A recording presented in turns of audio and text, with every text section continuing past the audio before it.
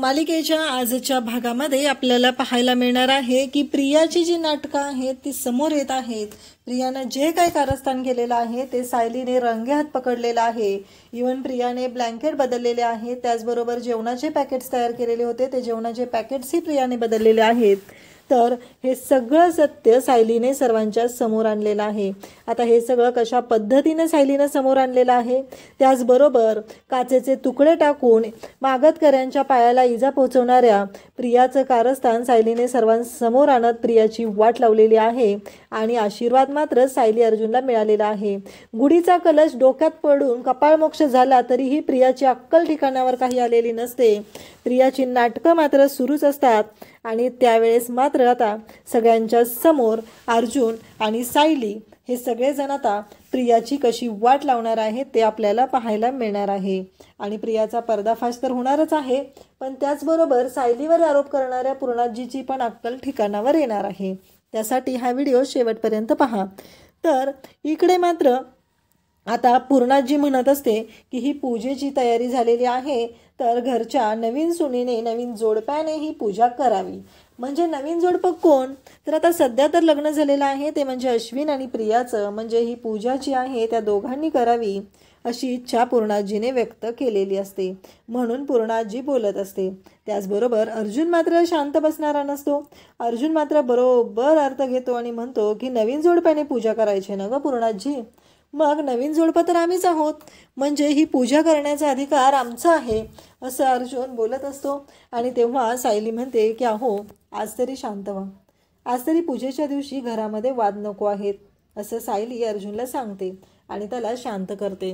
परंतु अर्जुन मात्र शांत बसणारा नसतो. तो म्हणत असतो का, आता मला सांगा, पूर्णाजीच प्रत्येक वेळेस आपल्याला बोलून दाखवत आहे. ती म्हणत आहे की तुमचं लग्न आत्ता झालेलं आहे, घरची सून आहे, घरची सून म्हणून जबाबदारी घेतली पाहिजे, आणि आता पूजा करायची म्हणलं की जबाबदारी घ्यायची नाही का, असं अर्जुन बोलत असतो. पण सायली मात्र त्याला शांत करत असते. सायली म्हणत असते की शांत व्हा, तुम्ही नका बोलू, उगीच ना पूजेच्या दिवशी घरामध्ये कुठलंही भांडण नकोय, तंटा नकोय, जाऊ द्या ना, करू द्या त्यांना पूजा, असं सायलीनं सांगितलेलं असतं. प्रिया पण आता मोठ्या तोऱ्यात पूजा करायला मिरवायला गेलेली असते. जेव्हा तयारी करायची असते प्रेक्षकांनो, तेव्हा मात्र हिच्या पोटात दुखत असतं. आणि आता पूजा करायची म्हणलं की सगळ्यांच्या आधी पूजेसाठी गेलेली असते. तेव्हा मात्र हिच्या लक्षात येत नाहीये की आपल्या पोटात दुखतंय. पूजा करताना त्रास होत नाही, नटताना मुरडताना तिला त्रास होत नाही, फक्त काम करायचं म्हणलं की त्रास होतो. मग आता पूजा जाते, सगळी सायलीनं गुढीची तयारी केलेली असते, गुढी बनवलेली असते, सगळ्या गोष्टी केलेल्या असतात. पण आता प्रिया मात्र आयती तिथं आयत्या पिठावर रेघोटा मारायला गेलेली असते. तेव्हा चैतन्य त्याचबरोबर विमल यांनाही राग आलेला असतो, अर्जुनलाही राग आलेला असतो. पण सायली मात्र गुढीकडे पाहत असते. आणि जो गुढीचा कलश असतो तो आता निसटत असतो, कारण प्रियाने जो काही गोंधळ घातलेला असतो त्यामुळेच हे सगळं होत असतं. आणि प्रिया आणि अश्विन दोघांचं लक्षच नसतं. दोघं जण तो कलश पडणार आहे किंवा काय होतंय याच्याकडेही लक्ष देत नसतात. सगळ्यांचं लक्ष जातं की तो कलश पडायला लागलेला आहे. परंतु सायलीचं लक्ष जातं त्या क्षणी सायली समोर जाते आणि तो कलश जो आहे तो प्रियाच्या डोक्यात खानदिशी आदळतो. आणि त्यानंतर सायली तो कलश आपल्या हातामध्ये झेलते. म्हणजे जो अपशकुन होणार असतो तो अपशकुन होण्यापासून वाचवते. इकडे पूर्णाजी, कल्पना, अर्जुन सगळेजण पाहत असतात. आणि आता प्रियाच्या डोक्यात कलश लागलेला आहे, ती जोरात किंचाळते. त्यामुळे अश्विन ती गुढी तशीच सोडून देतो. तो विचारच करत नाहीये की ही गुढी आपण अशी सोडली तर काय प्रॉब्लेम होणार आहे. ही गोष्ट त्याच्या लक्षातच आलेली नसते. त्याने मात्र गुढी तशीच सोडलेली असते. आणि त्याच वेळी तिथं आता अर्जुन जातो आणि ती गुढी सांभाळतो. अर्जुन आता ती गुढी सांभाळत असतो. अश्विन हा प्रियाकडे आलेला असतो. आणि त्याचबरोबर इकडे अर्जुन त्याचबरोबर प्रिया सगळेजण तिथं असतात. प्रियाच्या डोक्यात चांगलाच मार बसलेला असतो आणि प्रियाची मात्र वाटच लागलेली असते. प्रियाला मात्र आता कळायचं बंद झालेलं असतं. तिनं डोकं पकडलेलं असतं आणि आलेली असते. तेव्हा आता कल्पना, पूर्णाजी धावत तिच्याकडे येतात आणि म्हणू लागतात की आता काय, म्हणजे काही झालं तरी आता प्रियाच्या डोक्यात लागलेलं आहे. आता प्रियाच्या डोक्यात लागलंय तर ते कशामुळे लागलं असेल, तर प्रियाच्या डोक्यात जे लागलेलं आहे ते आता तिच्याकडे तेवढा अशक्तपणा आलाय ना, सकाळपासून तिची तब्येत ठीक नाहीये, तिला बरं वाटत नाहीये, म्हणून हे सगळं झालेलं आहे असं यांचं सगळ्यांचं म्हणणं असतं. पण प्रियाच्या डोक्यात का लागलेलं आहे, कारण तिने मनात पाप ठेवलेला आहे म्हणून तिच्या डोक्यात लागलेलं आहे. ही गोष्ट मात्र या सगळ्यांच्या लक्षात येत नाही. कारण सायलीला मात्र चांगलंच माहिती असतं. सायली मात्र म्हणत असते की खरंच हिला हिच्या पापाची शिक्षा मिळालेलीच आहे. तेव्हा आता सायली, अर्जुन सर्वजण तिथं असतात, पाहत असतात. प्रियाची नाटकं सुरू असतात. अश्विन मात्र, काय होतंय तन्वी, चक्कर येते का तुला, तुला काही प्रॉब्लेम होतोय का, असं म्हणत अगदी गोड गोड बोलत असतो.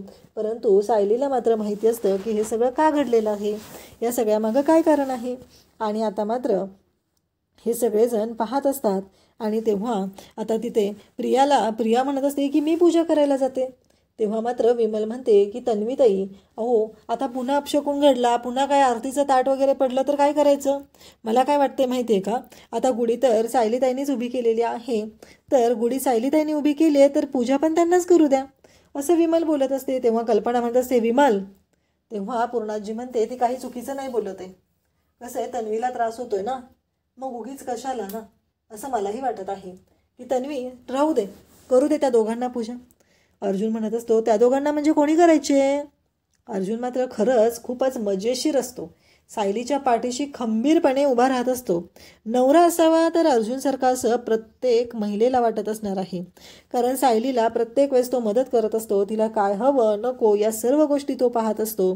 आणि आता सायली म्हणते अहो राहू द्या ना, आपला पूजेचा मुहूर्त टळून चाललेला आहे, आपण ना पूजा करून घेऊया.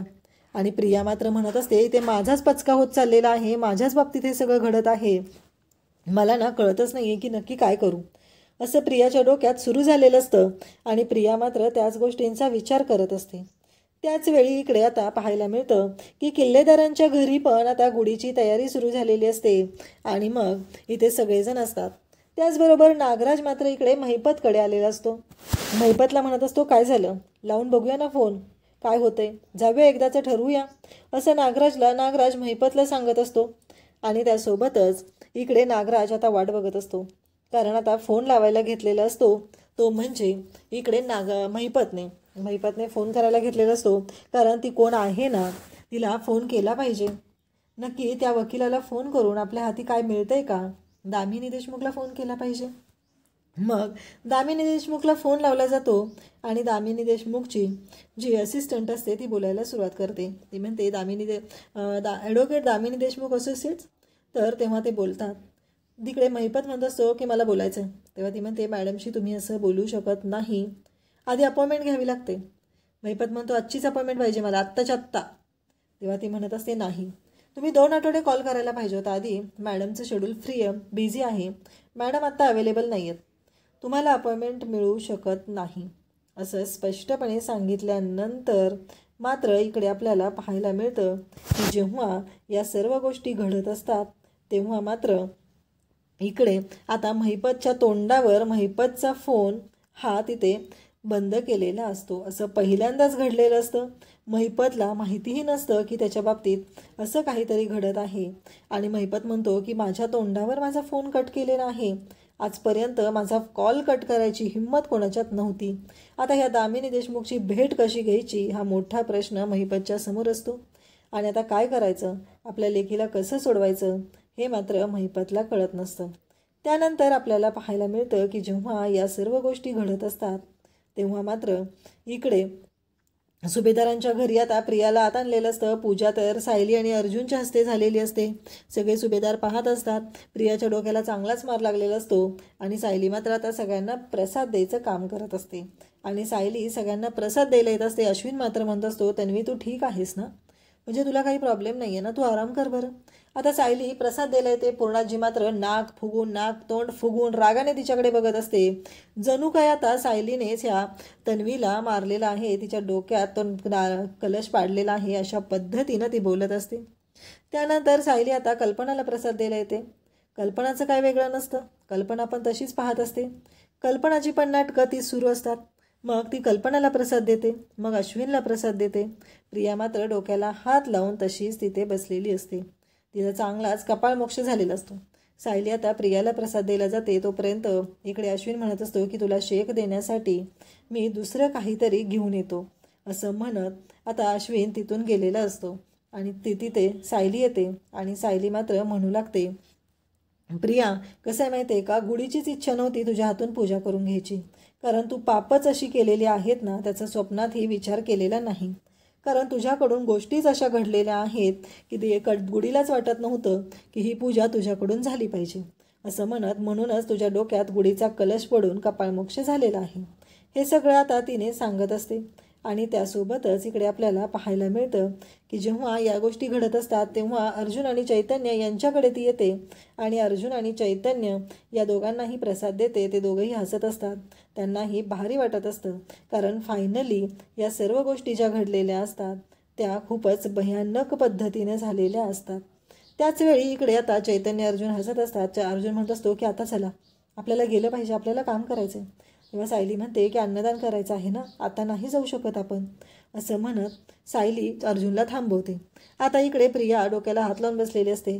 किल्लेदारांच्या घरी गुढीच्या पूजेची तयारीची सुरुवात झालेली असते आणि किल्लेदारांच्या घरी आता पूजा करण्यासाठी इकडे रविराज आणि प्रतिमा ही करत असतात. तेवढ्यात रविराज तिथे येतात आणि एक साडीची पिशवी आणलेली असते आणि ती साडीची पिशवी रविराज इकडे प्रतिमाच्या हातात देतात आणि म्हणतात, तुला नवीन साडी हवी होती ना, ती नवीन साडी मी आणलेली आहे. असं म्हणत त्यांनी प्रतिमाच्या हातामध्ये ती साडीची पिशवी दिलेली असते आणि त्याचबरोबर तिला सांगितलेलं असतं. इकडे नागराज आणि सुमन पाहत असतात. सुमन म्हणत असते, बघितलं ना भाऊजींचं किती प्रेम आहे ते, बघितलं ना वहिनींसाठी नवीन साडी आणलेली आहे. वहिनींनी सांगितलं की त्यांच्यात भांडण झालेलं आहे, पण ते मात्र एकमेकांशी सांभाळून घेऊन राहत आहेत, असं इकडे सुमन सांगत असते. आणि त्याचबरोबर नागराजही हो म्हणत असतो. त्यासोबतच इकडे पाहायला मिळतं की आता किल्लेदारांच्या घरी पण गुढी उभी केली जाते. सगळेजण खूप खुश असतात. एवढ्या सगळ्या गोष्टी घडत असतात. प्रियाचा त्यांनी इग्नोर केलेलं असतं आणि किल्लेदारांच्या घरी गुढीची पूजा सुरू झालेली असते. इकडे सुमन त्याचबरोबर प्रतिमा दोघीही गुढीची पूजा करतात आणि त्यासोबतच नागराज रविराज हे सगळं करत असतात. आणि त्यासोबतच इकडे पाहायला मिळतं की घरातले सगळेजण खुश झालेले असतात. प्रियाची मात्र वाट लागलेली असते. तिला लिंबू पाणी दिलं जातं आणि त्यासोबतच प्रियाला इकडे खूपच त्रास होत आहे असं ती जाणवत असते. सायली म्हणत असते, जेवणाचे पॅकेट सगळे तयार झालेले आहेत आई, मी जाऊन येते, असं म्हणत ती गेलेली असते. आता इकडे कल्पना पण म्हणते की मी पण आलेच हा, तन्वी तू आराम कर, असं सांगत आता तन्वीला आराम करायला सांगितलं जातो. तन्वी काय आराम करणार असते हे तर आपल्याला माहितीच आहे, नुसता उठाठेवाच तिला करायचा असतो. मूर्ख ही तन्वी तो काचेचा ग्लास घेते आणि तो ग्लास फोडते, त्याच्या काचा तयार करते आणि त्यासोबतच त्या काचा जी लोक येणार आहेत त्यांच्या पायाला लागल्या पाहिजेत अशा पद्धतीनं ठेवण्याचा प्रयत्न करते. म्हणजे ते काचा ज्या आहेत त्या तिथं ठेवते ती आणि मुद्दामूनच तशा पद्धतीनं ती ठेवत असते आणि त्यासोबतच त्या ज्या काचा आहेत त्या लोकांना लागल्या पाहिजेत अशा पद्धतीनं त्या काचा ठेवल्या जात असतात. त्यानंतर आपल्याला पाहायला मिळतं की जेव्हा हे सगळं घडत असतं तेव्हा मात्र इकडे त्या काचा ती अशा विखरून त्या रस्त्यात ठेवते की मूर्ख बावळट मुलीला जराही अक्कल नसते की आपल्यामुळं आपल्या घराण्याची आबरू वेशीवर टांगली जाऊ शकते, त्याहीपेक्षा एखाद्याला त्रास होऊ शकतो या गोष्टीचीही जाणीव तिला नसते. त्यानंतर सायली किचनमध्ये येते, किचनमधलं थोडंसं काम करते आणि पुन्हा ती चाललेली असते. इकडे प्रिया आता त्या पार्सलवाल्याला कॉल करते आणि पार्सलवाल्याला ती म्हणू लागते की तुम्हाला जे मी सांगितलेलं ते आणले का ऑर्डर. तेव्हा तो पार्सलवाला सांगतो की हो ऑर्डर तुमची आणलेली आहे, ते पॅकेट्स आणलेले आहेत आणि कसं आहे पैसे द्या माझे, असं ती म्हणत असते. आणि तेव्हा मात्र हे सगळं घडत असतं आणि मग ते पार्सल घेते आणि तो म्हणतो 3,000 रुपये. तेव्हा प्रिया म्हणते 3,000 रुपये. तेव्हा तो म्हणतो की कसं आहे असलं पापाचं काम करायचं आहे ना, मग पैसे तर जास्तच मोजावे लागणार आहेत. आता तुम्ही एवढं मोठं काम करायला सांगितलेलं होतं, वाटतं तेवढं सोपं नाही आहे ते काम, असं इकडं सांगितलं जात असतं. आणि तेव्हा मात्र इकडे पाहायला मिळतं की जेव्हा या सर्व गोष्टी घडत असतात तेव्हा प्रियाला मात्र जास्तच राग आलेला असतो. शेवटी प्रिया 3,000 रुपये देते, ऑप्शन नसतो तिच्याकडे. आणि आता प्रिया येते किचनमध्ये येते, नेमकी सायली जी आहे ती आता तिथं नसते. सायली जेव्हा आता नाही हे बघून प्रिया पटापट तिथं हे सगळं करत असते, पार्सल चेंज करते आणि ते पार्सल जे आहेत ते चेंज करून आता तिथून निघून जायचा प्रयत्न करते. प्रियाच्या डोक्यात इतके घाणेरडे डाव असतात, इतक्या घाणेरड्या कल्पना असतात की तिने स्वप्नातही असा कसा विचार करू शकते ना, आपण स्वप्नातही तसा विचार करत नाही, पण प्रिया ही इतक्या घाणेरड्या पद्धतीनं वागत असते. सायली इकडे मधुभाऊंकडे आता चहा घेऊन आलेले असते. आत्ताच मधुभाऊंचं जेवण झालेलं आहे. मधुभाऊ म्हणतात, अगं सायली आता चहाची काय गरज होती. सायली म्हणते, मला माहिती आहे मधुभाऊ, तुम्हाला जेवण झाल्यानंतर चहा लागतो. ते म्हणतात, अगं पण ती गोष्ट वेगळी होती, आता नाही मी पेत चहा. सायली म्हणते, मला माहिती आहे तुम्ही पिता, तुम्ही इथं आहेत म्हणून लाजताय ना मधुभाऊ? ते म्हणतात, "कसं आहे ना, मी लेकीच्या माहेरी असतो तर गोष्ट वेगळी. मी आता लेकीच्या सासरी आहे ना, त्यामुळं मला थोडंसं लाजल्यासारखं होतं." सायली म्हणते, "अजिबात लाजायचं नाही हां भाऊ. तुम्ही माझ्या घरी आहात, तुमचे सगळे लाड मी करणार आहे. मला माहिती आहे जेवणानंतर तुम्हाला चहा लागतो, म्हणून तर मी मुद्दाम घेऊन आलेले आहे. आणि इथं ना तुम्ही अगदी राजासारखं राहायचं. तुम्ही अजिबात लाजायचं नाही. आणि तुम्हाला काय वाईट वाटत असेल ना, तर उद्या एक आपण काम करूया. तुम्हाला बागकाम आवडतं ना, आपण दोघे मिळून बागकाम करूया. मी बागकाम करणार आहे. वाटल्यास तुम्ही मला थोडीशी मदत करा." असं म्हणून सायली त्यांना कम्फर्टेबल वाटेल अशा पद्धतीनं बोलत असते. मधुभाऊ म्हणतात, "खरंच सायली, तुझ्यासारखी गुणी मुलगी आहे ना, सगळ्यांना मिळली पाहिजे असं मला वाटतं. पण खरंच अगं, उद्या मी तुला नक्की बागकाम करायला मदत करेल. कारण बसून-बसून आहे ना, माझं जेवलेलं सुद्धा जीर्ण होत नाही असं मला वाटायला लागलेलं आहे." इकडं प्रियानं मात्र तिचा आता प्लॅन सुरू केलेला आहे. फूड पॅकेट्स तिने आणून ठेवलेले आहेत आणि आता ती मागं लागली ती म्हणजे ब्लँकेट्सच्या. आता हे चांगले ब्लँकेट कुठेतरी लपवून ठेवायला पाहिजेत आणि खराब ब्लँकेटच वाटले गेले पाहिजेत असा तिचा प्लॅन आहे आणि त्यामुळं तिने आता सगळे चांगले ब्लँकेट उचललेले आहेत. 2 पिशव्यांमध्ये ते चांगले ब्लँकेट तिने भरून ठेवले आहेत आणि आत्ताच्या आत्ता याची विल्हेवाट लावली पाहिजे, यांना कुठेतरी लपवून ठेवलं पाहिजे असा विचार करून ती त्यांना आता लपवून ठेवत आहे. तिच्या हाताला काच लागलेली आहे. तरी देखील ती मात्र काम करते आणि म्हणते की आपण आता हे ब्लँकेट लपवून ठेवलेच पाहिजेत. जर का हे सायलीच्या हाती आले, तर ती याच ब्लँकेटला वाटणार आणि तिचा गवगवा होणार. त्याचबरोबर तिच्या हाताला लागलेलं काच आहे, ती खूपच दुखत आहे. पण तिनं ठरवलंय की आज आपण हे ब्लँकेट लपवूनच ठेवायचे. पण आता नक्की कुठं लपवून ठेवावेत असा ती विचार करत असते. तेव्हा तिला लक्षात येतं की आपण त्या खोलीमध्ये लपवून ठेवूया जिथं सगळं खराब सामान ठेवलेलं आहे. त्या ठिकाणी कोणच येऊ शकणार नाही. असं म्हणून तिने आता चांगले ब्लँकेट आहेत ते एका पिशवीमध्ये भरलेले आहेत आणि ते सगळे ब्लँकेट घेऊन ती आता त्या खोलीमध्ये ठेवण्यासाठी चाललेली आहे. आपल्याला कोणी पाहत नाही ना, या गोष्टीची सुद्धा काळजी ती घेत आहे. जर का आत्ता आपल्याला कोणी पाहिलं तर आपली वाट लागणार असा विचार करून ती भरभर काम करत आहे आणि ती त्या खोलीमध्ये पोहोचलेली आहे. या खोलीत नक्की कुठं ठेवावं? जर का समोरच ठेवले तर अचानक समजा सायली इथं आली तर तिला ते दिसतील. नक्की कुठं ठेवावं असा विचार ती करते.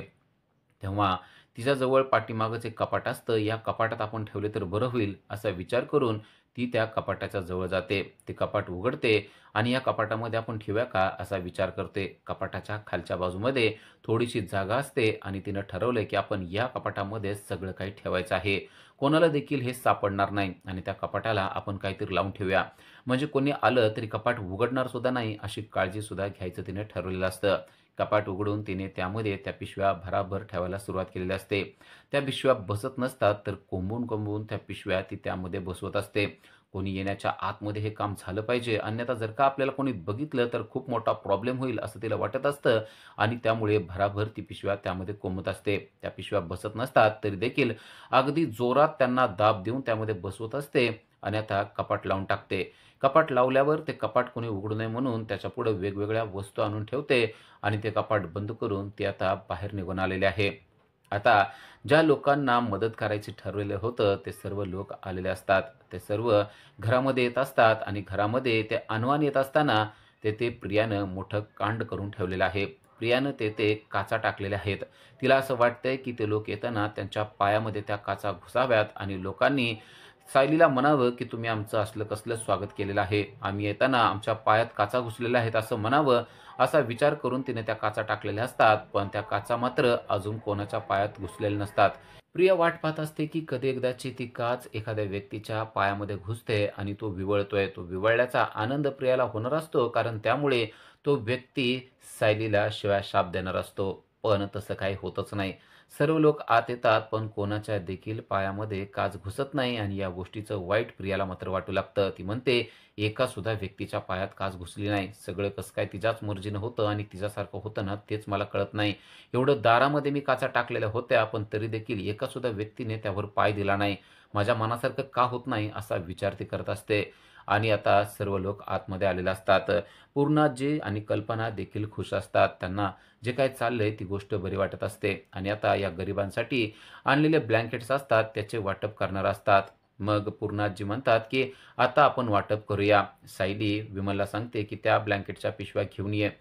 पूर्णाजी आणि कल्पना यांच्या हस्तेच त्याचं वाटप होणार असतं. तर प्रिया म्हणते, "माझं तर पोट दुखतंय त्यामुळे मी काही करू शकणार नाहीये. विमल तूच जा आणि पटकन त्या पिशव्या घेऊन ये. त्याचबरोबर फूड पॅकेट्स पण घेऊन ये. कसं आहे, मी मदत केली असती पण सध्या माझं पोट दुखतंय ना त्यामुळे मी काही करू शकणार नाही." तेवढ्यात अश्विन म्हणतो, "तुझं अजून पोट दुखायला लागलंय ना, मग तू जा बरं आराम कर." प्रिया म्हणते, "एवढं नाही दुखत आहे, थोडंच दुखतंय पण मी आता ना काम करू शकणार नाही एवढंच मला वाटतंय." सायलीला कळत असतं की प्रियाचं नक्की काय चाललेलं आहे.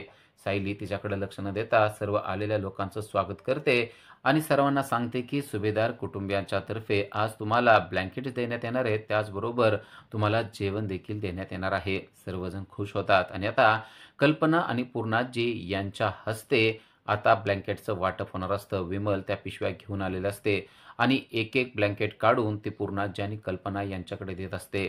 कल्पना आणि पूर्णाजी सर्व गरीब लोकांना एक एक ब्लँकेट देत असतात. पूर्णाजीला ही गोष्ट खूप छान वाटत असते, कारण गरिबांना मदत केली जात आहे. सायलीची ही गोष्ट त्यांना आवडलेली असते. एक एक ब्लँकेट सर्वांना दिलं जात असतं आणि त्याचबरोबर सांगितलं जात असतं की आता कोणीही कुठे जायचं नाही, इथेच बसून घ्या, तुम्हाला पोट भरून जेवण दिलं जाईल. ही सगळी गोष्ट ऐकताना आलेल्या गरीब लोकांना देखील खूपच चांगलं वाटत असतं. सुभेदार कुटुंबीय किती मोठ्या मनाचे आहेत, आपल्याला ब्लँकेट दिलेत त्याचबरोबर आपल्याला जेवणही देणार आहेत, असं सर्वजण बोलत असतात आणि त्यामुळेच सायलीला आशीर्वाद देखील मिळत असतात. गरिबांना मिळणारे ब्लँकेट आणि आता आपण त्यांना जेवण देणारे या गोष्टीचा आनंद सायलीच्या चेहऱ्यावर स्पष्टपणे दिसत असतो. त्यानंतर सायली म्हणते की आता आपण सर्वांना फूड पॅकेट्स पण देणार आहेत. विमल तू जाऊन फूड पॅकेट्स पण घेऊन ये.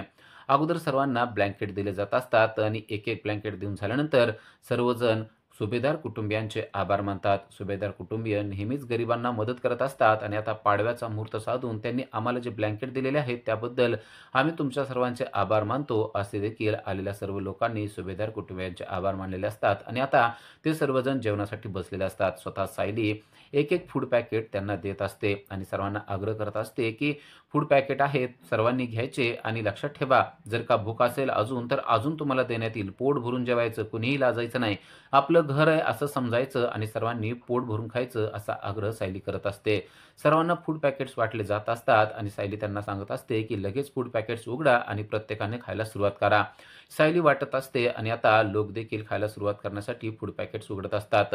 सर्वांनाच आनंद झालेला असतो. इकडं कल्पना आणि पूर्णाजींना देखील छान वाटत असतं, पण सायलीचा गवगवा होतोय या गोष्टीमुळे त्यांना जरासं वाईट देखील वाटत असतं. तर प्रिया वाट बघत असते की आपण केलेला प्लॅन कधी सक्सेस होतोय या गोष्टीची आणि आता लोक एक एक फूड पॅकेट्स उघडत असतात तेव्हा त्यांच्या लक्षात येतं की फूड पॅकेट्समधील अन्न हे खराब झालेलं आहे. ते खाण्यास तर योग्य नाहीये, पण बोलायचं कसं असा प्रश्न त्यांना पडलेला असतो. पण त्यातली एक व्यक्ती मात्र शांत बसत नाही आणि ती म्हणते, "अरे हे तर अन्न खराब झालेलं आहे. याचा तर वास येतोय," असं म्हणायला लागतात आणि सर्वांमध्ये एकच चर्चा होते की खराब झालेलं अन्न सुभेदार कुटुंबियांनी आपल्याला दिलेलं आहे. हे ऐकल्यानंतर सायलीला तर खूपच वाईट वाटू लागतं. तर प्रिया हसायला लागते आणि म्हणते की "सायली, नक्की कसलं अन्न तू लोकांना दिलेलं आहेस? तुला सुभेदार कुटुंबियांचं नाक कापायचं की काय? त्यासाठी हे सगळं केलंय का काय?" तेव्हा सायलीला देखील मोठा धक्का बसतो. सायली म्हणते, "खराब झालेलं अन्न कसं असेल? मी स्वतः हे अन्न तयार केलेलं आहे आणि खराब झालेलं अन्न मी तुम्हाला बोलवून कसं देईल? पण आलेले लोक असतात ते म्हणतात, तुम्ही स्वतःही फूड पॅकेट्स घेऊन बघा, याचा वास येतोय का नाही?" सायली जेव्हा ते पाहते तेव्हा तिला मात्र धक्का बसतो. कारण तिनं तर आत्ता अन्न तयार केलेलं होतं आणि ते लगेच कसं काय खराब झालं? नक्की यामध्ये काय प्रॉब्लेम आहे हे तिला कळत नसतं आणि प्रिया बोलायला लागते, "तुला तर खूप वाटत होतं ना की लोकांची मदत करावी, अशा प्रकारे तू मदत करणार होती का? असलं खराब अन्न तू त्यांना देऊन मदत करणार होती का?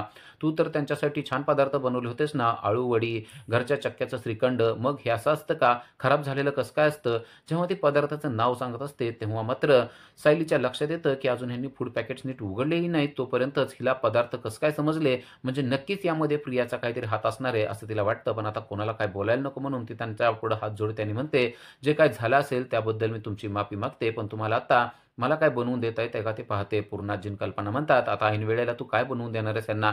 असा अपमान का केलास तू या लोकांचा?" तेव्हा सायली म्हणते, "मी अपमान केलेला नाहीये, आत्ताच्या आत्ता मी यांच्यासाठी काहीतरी खायला बनवते," असं म्हणून सायली किचनमध्ये गेलेली असते. कल्पना आणि पूर्णाजी यांना मात्र सायलीची ही गोष्ट अजिबात पटलेली नसते. उद्याच्या भागामध्ये आपण पाहणार आहोत की सायलीने त्यांना खायला बनवून दिलेलं असतं आणि हे लोक जेव्हा घराच्या बाहेर जात असतात तेव्हा त्यातल्या एका व्यक्तीच्या पायामध्ये काच घुसलेली आहे. प्रियानं जे काही कांड करून ठेवलेलं होतं ते सक्सेस झालेलं असतं आणि एका व्यक्तीच्या पायामध्ये ती काच घुसलेली असते. तो व्यक्ती विवळत असतो आणि खाली बसतो आणि प्रिया म्हणते, "बघा, आता हेच व्हायचं राहिलं होतं. पाडव्या दिवशी तुमच्या सुनेनं काय केलंय बघा, आपला उंबरठा रक्तबंबाळ करून टाकलाय." तेव्हा प्रियाचा हात तिनं धरते आणि सायली म्हणते, की "तुझ्या पण हाताला काच लागलेली आहे. नक्की हे कांड तूच केलेलं आहेस असं मला वाटतंय." आणि बरोबर सायलीनं प्रियाला रंगेहात पकडलेला आहे आणि पूर्णाजी आणि कल्पना यांच्यापुढं तिचा तो हात देखील दाखवलाय. त्याचबरोबर त्या व्यक्तीच्या पायाला लागलेलं असतं, त्याची देखील देखभाल सायलीनं केलेली आपल्याला पाहायला मिळते आणि त्या व्यक्तीनं तिला आशीर्वाद देखील दिलेला असतो. अशाच अपडेट्ससाठी आजच आमच्या चॅनलला सबस्क्राईब करा. थँक